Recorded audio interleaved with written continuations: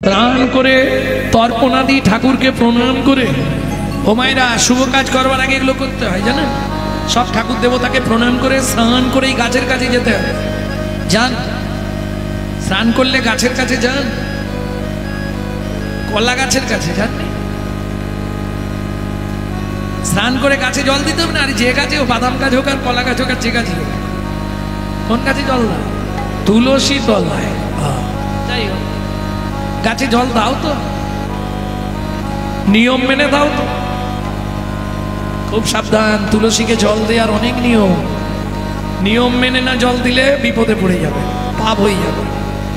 কারণ তুলসীকে জল দেওয়া মানে তো ঘুষ দেওয়া।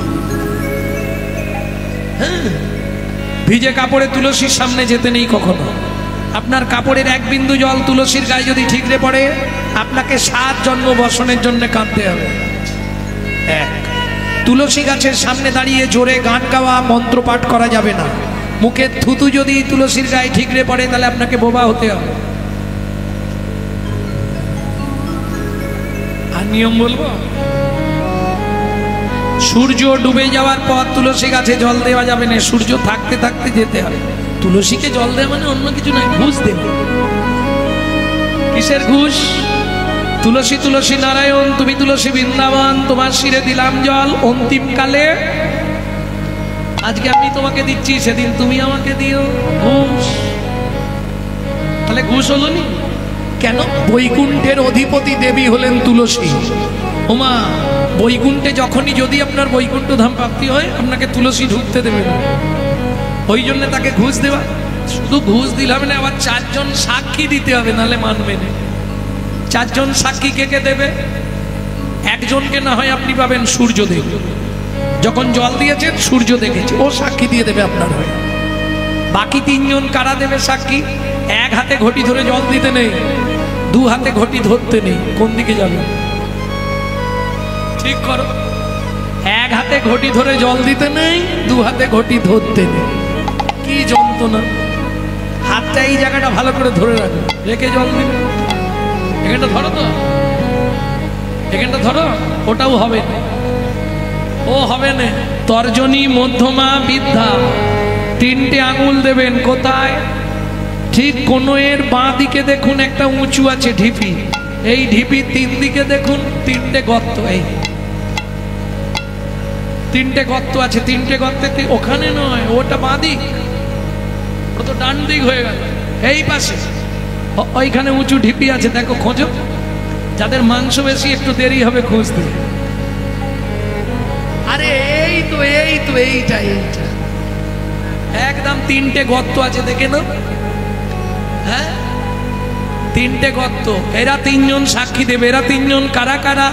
ওপরে যমুনা, নিচে সরস্বতী। ওপরে যমুনা, নিচে সরস্বতী, পাশেতে গঙ্গা বয়, পাশেতে গঙ্গা বয়।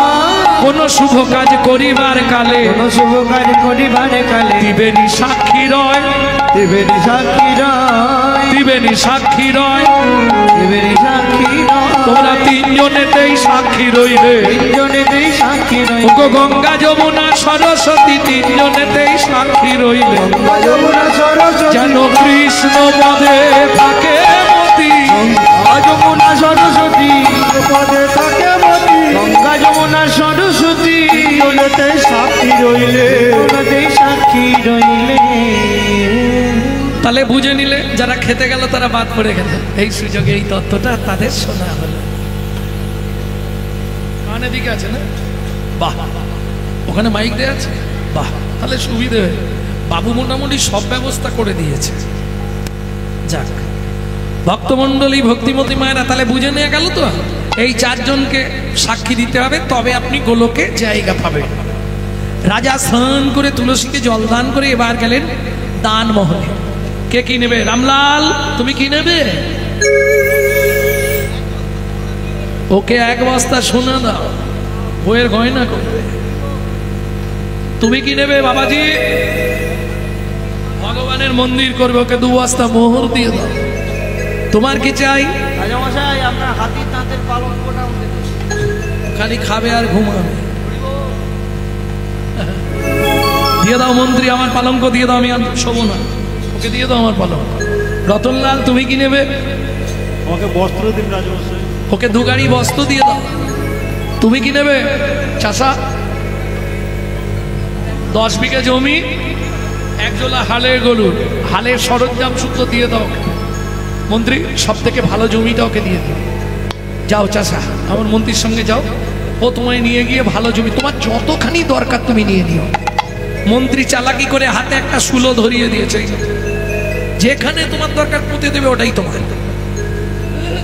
যেখানে বাবু বলে দিয়েছে আমার আর কিছু দরকার, ওমা লোহে বাপ বাপে মৃত্যু গোমা।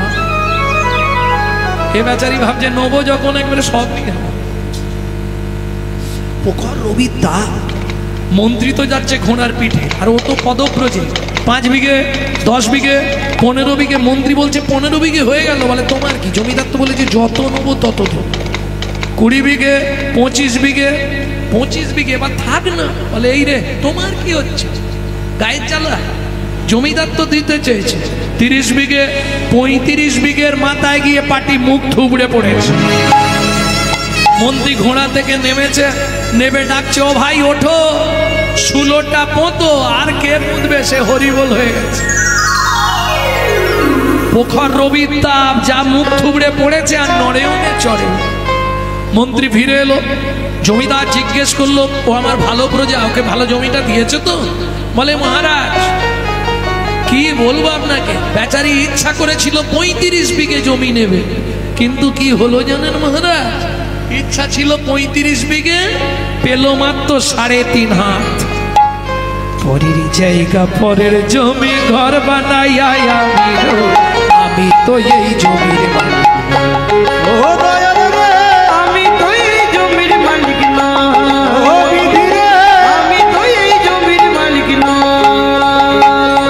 পরের জায়গা পরের জমি ঘর তাই গৌর হরিব, আমি তো এই জমির মালিক না। ও দয়াল রে, আমি তো এই জমির মালিক না। প্রথম যেদিন ভবে এলা তুমি দিলে নতুন ঘর,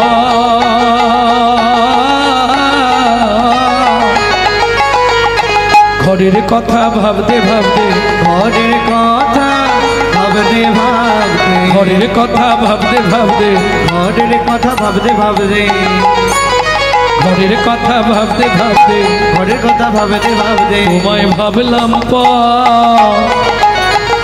ও মায়েরা, কেউ বলতে পারবেন আপনার ঘরের দরজাটা কত তারিখে খুলেছিল, কবে খুলেছিল? চেষ্টা করুন, বলতে পারবেন না? কেউ বলতে পারবেন না? এত এত ভক্ত আছে। আপনার ঘরের দরজা কবে খুলেছে আপনি জানেন না? বলবে বলবে না। ঘরের দরজাটা কবে খুলেছে ওটা জ্ঞান নয়, আমি এই ঘরের দরজার কথা বলছি।